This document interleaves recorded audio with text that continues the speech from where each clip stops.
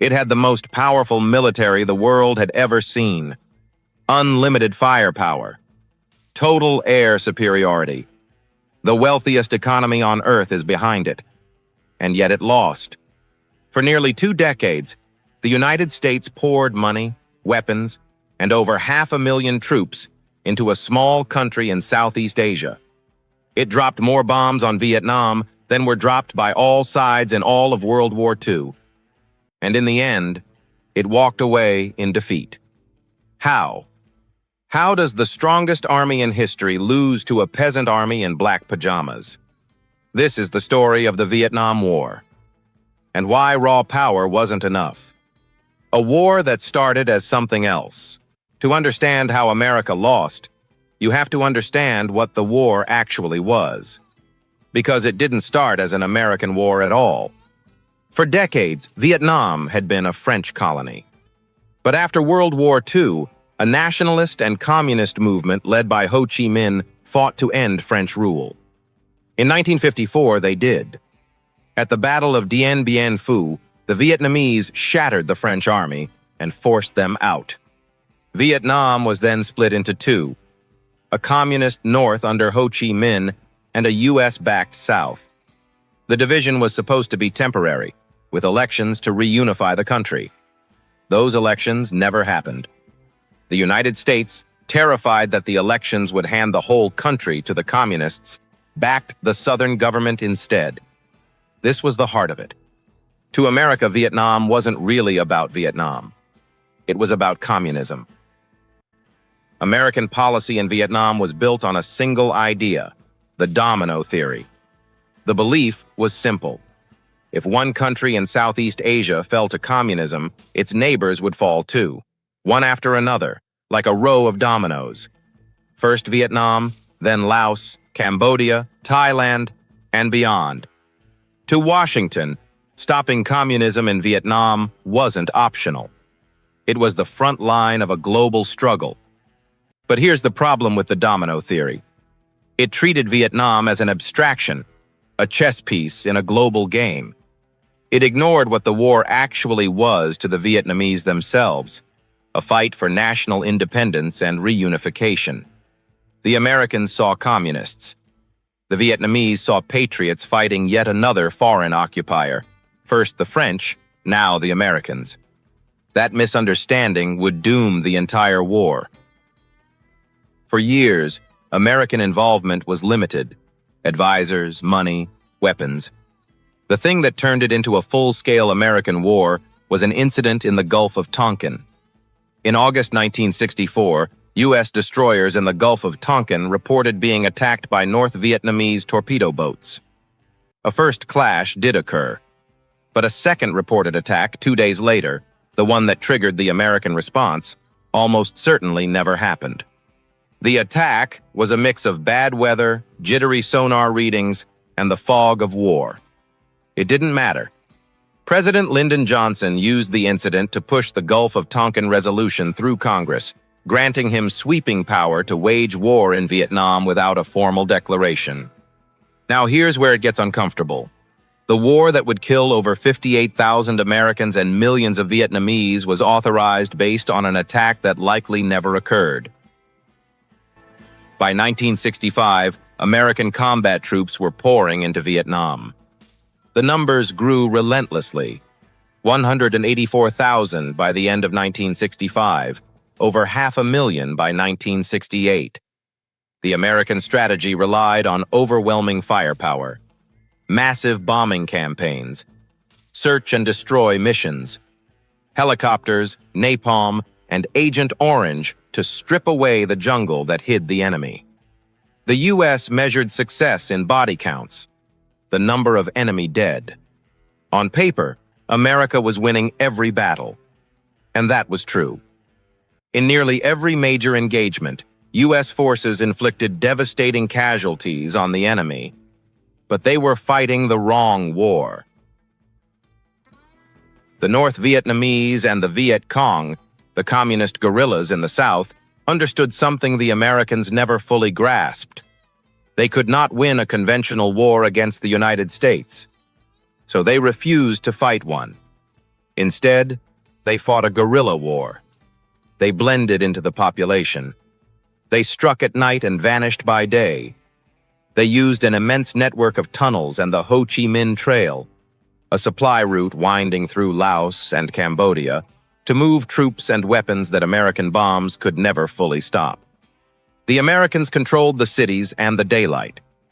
The Viet Cong controlled the villages and the night. How do you win a war when you can't even find the enemy? When the farmer you wave at during the day plants a bomb on your road at night? The body counts kept rising, but the enemy kept coming. Because for the Vietnamese, this was a war of national survival, and they were willing to absorb losses that no American general thought possible.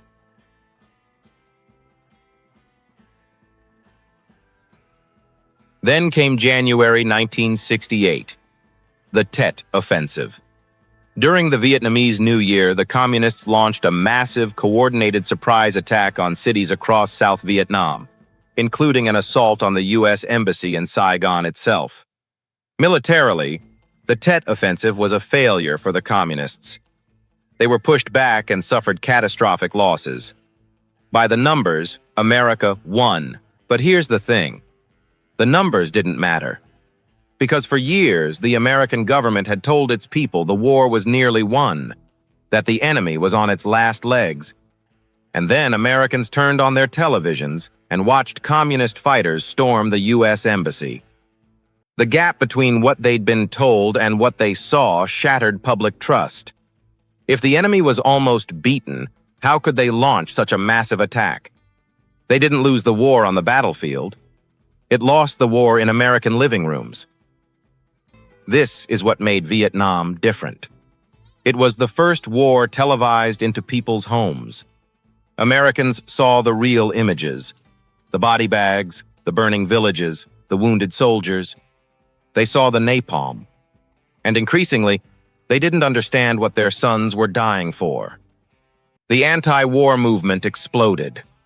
Protests filled the streets. College campuses erupted.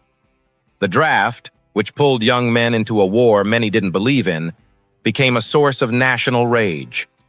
The country was tearing itself apart. A war cannot be sustained without the support of the people fighting it. And by the end of the 1960s, that support was gone.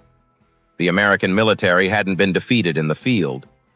The American will to fight had been defeated at home. By the time Richard Nixon became president, the goal was no longer to win. It was to get out without looking like America had lost.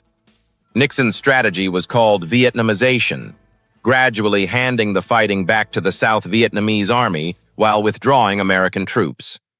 At the same time, he secretly expanded the bombing into Cambodia and Laos, widening the very war he claimed to be ending. In 1973, a peace agreement was signed. American troops came home. Nixon called it peace with honor, but everyone understood the truth.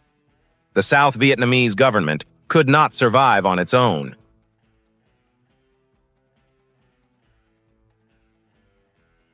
The end came in April 1975. North Vietnamese forces swept south. The South Vietnamese army, despite years of American training and equipment, collapsed. On April 30th, Communist tanks crashed through the gates of the presidential palace in Saigon. The final images are seared into history. Desperate Vietnamese civilians clinging to American helicopters lifting off from rooftops, the last Americans fleeing as the city fell. The country was reunified under communist rule.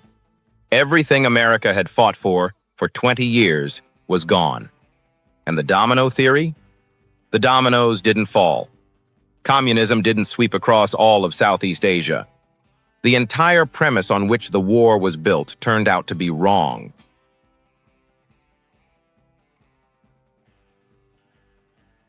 So why did the strongest army in history lose?